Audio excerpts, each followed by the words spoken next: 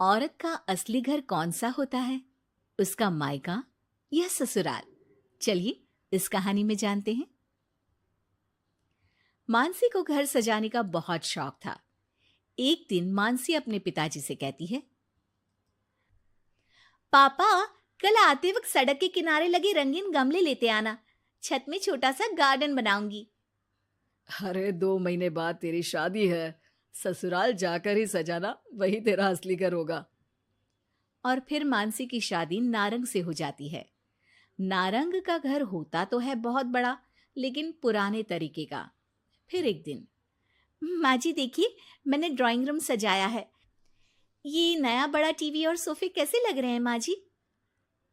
अरे ये सब नहीं चलेगा। यहाँ मेहमान आते हैं तो आराम से खटिया में बैठेंगे, सोफे में कहाँ पीठ सीधी करेंगे। और रंगीन टीवी का रिवाज हमारे घर में अभी नहीं आया है, समझी? सास मानसी को लगभग फटकार से लगाकर वहां से चली जाती है। वो सास से माफी मांगकर कमरे को फिर से पुराने जैसा ही सजा देती है।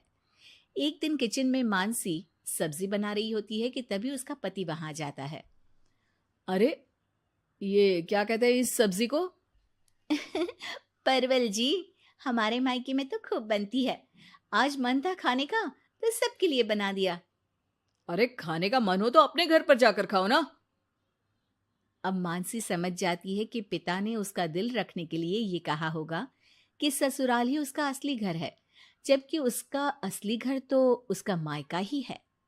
मानसी अपना सामान पैक करके मायके जाती है, जहां वो अपना सामान अपने कमरे में रख ही रही होती है कि मानसी, ये सामान यहाँ मत रखो।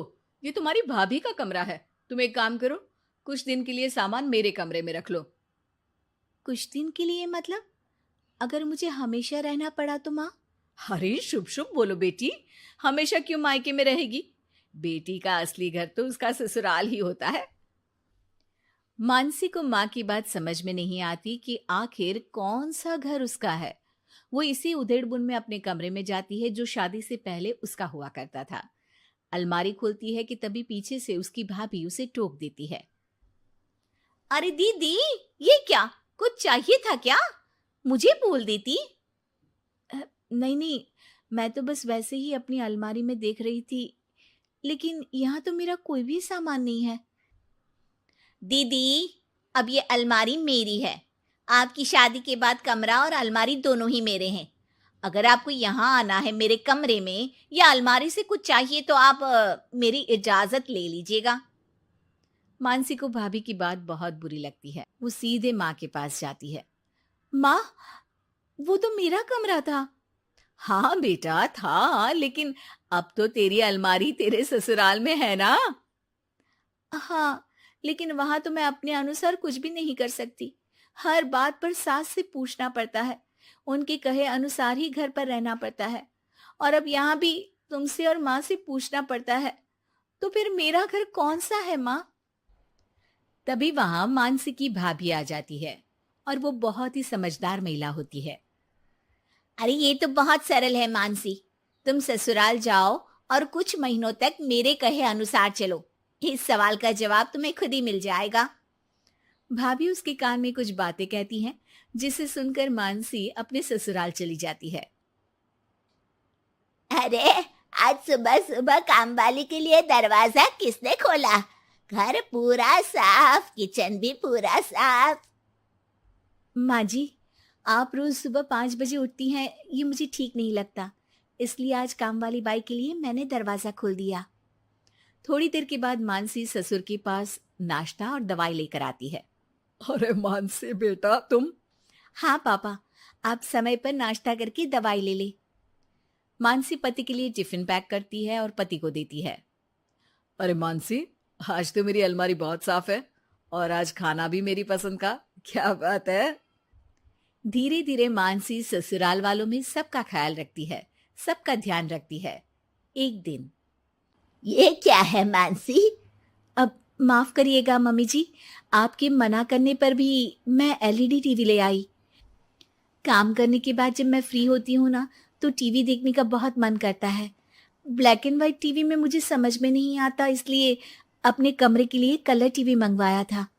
अरे बेटा, तेरा घर है, अपने कमरे में क्यों? ड्राइंग रूम में ही टीवी लगवा दे, हम भी देखेंगे। मानसी सास की बात सुनकर खुश हो जाती है। अरे मानसी, याद है एक सब्जी खाने का तुम्हें बहुत मन था, तो वो सब्जी बनाओ ना, हम सब लोग भी वही खाएंगे।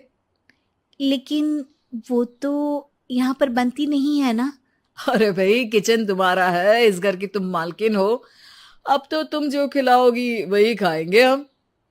मानसी की समझ में नहीं आता कि अचानक घर वालों के व्यवहार में इतना बदलाव कैसे। वो अपनी भाभी के पास मायके जाती है। भाभी, आपके कहे अनुसार मैंने सबका ख्याल रखा। घर की हर छोटी जरूरतों को मैंने खुद पूरा किया। और अब तो घर का हर सदस्य मुझे ही घर की मालकिन मानता है। लेकिन ये क्या फॉर्मूला थी भाभी, समझी नहीं मैं। देखो मानसी, घर किसी एक का नहीं बल्कि पूरे परिवार का होता है। चार दीवारी ईंट कंकड़ से बनने वाला घर अपना तभी होता है जब हर व्यक्ति अपनी जिम्मेदारी समझ उन चार दीवारी को घर बनाए। और ये तभी मुमकिन होगा जब आप खुद उस घर को अपना मान कर रहें जहां आप रहते हैं। मैं समझ गई भाभी। लड़ाई झगड़ा चालाकी से कोई भी घर अपना नहीं हो सकता, फिर चाहे वो औरत का ससुराल हो या फिर मायका।